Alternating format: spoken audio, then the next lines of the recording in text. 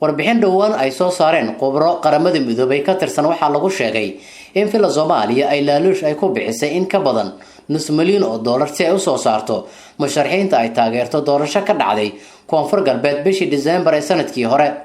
qoraalka oo soo baxay toddobaadkan waxaa lagu xusay in doorashada koonfur galbeed ay saameeyeen qalalaaso iyo laaluush lagu iibsaday xildhibaanada. maanta oo Khamiis ah waxaa magaalada Baydhabo ee gobolka Baay lagu qabtay kulan ujeedkiisu ahaa taageerista warbixintan ay soo saareen khubarada qaramada midoobay iyo sidii xoriyadiisa uu heli lahaa Sheekh Mukhtaar Roobo Cali oo Mansuur oo wali u xiran dowladda federaalka Soomaaliya. waxaa lagu sheegay kulankan in marraba la iloowi doonin sida warka loo dhigay xubnihii lagu dilay magaalada Baydhabo ee xarunta gobolka Baay. saas darteed waxaan u sheegaynaa caalamka waxaan maanta ayidnay ma aragtay shirki ma aragtay go'aankii ka soo baxay golaha amniga oo ka soo baxay ayidnay waxa kale oo ayidsanahay ummadda Soomaaliyeed oo sheegaysa wixii Baydhabo ka dhacay oo ma aragtay meel wali ka sheegaysa sidii ma aragtay Xasan Sheekh Maxamuud wuxuu yiri Mukhtaar ninkii cadaalad sugay Mukhtaar leh kuwaan saqaatay iyo ragaas oo dhan Sheekh Shariifna wuxuu yiri ninkii inuu xureey raba Mukhtaar ma xiri lahayn dad badan baa ka hadlay oo ummadda Soomaaliyeed iyo wixii ka dhacay koonfur galbeed dad badan oo dhaxaya yaa jira iyagana hata waa aysanay ninkii magacayna sheega hata waxaan u haynaa abaalaan u haynaa oo ma aragtay dhibaatada annaka haysat hadda 7 nin aan laga dilay oo askar leh dishay nin kale aan dilin oo ninka wasiir soo noqday waxa weli soo noqday Ali Marguus 4 nin lagu dilay naag ay 4 ka tahay 3 nin oo military ah in naag boolis ah dileen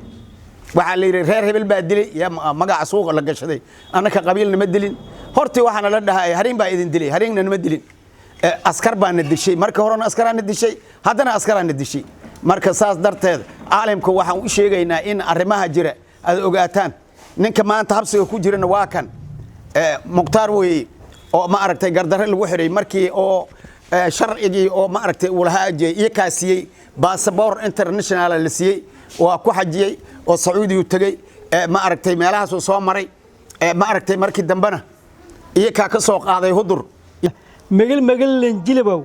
wala ka dhaqdo meelan unusun hatana haysata mandul qaado doon way in sheegane hadii Soomaaliyeed hadii United Nation ka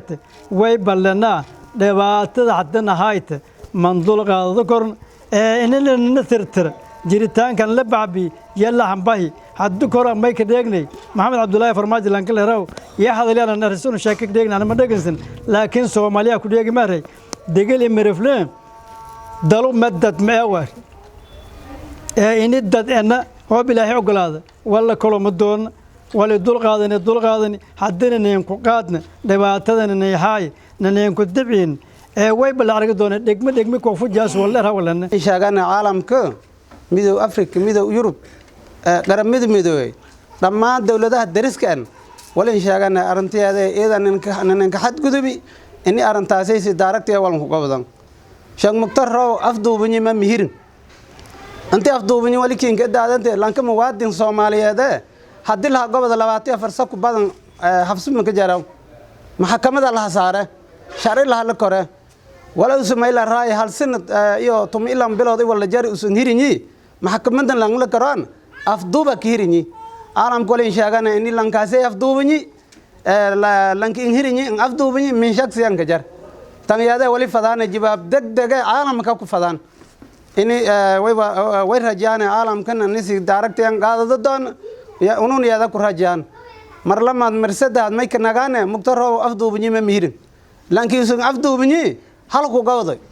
galantiisa la ku biyay dhammaan caalamka dariska dawladaha dariskana iyo midoo Afrika dhan dhammaantiyo ururada igad intaas ku codsadaan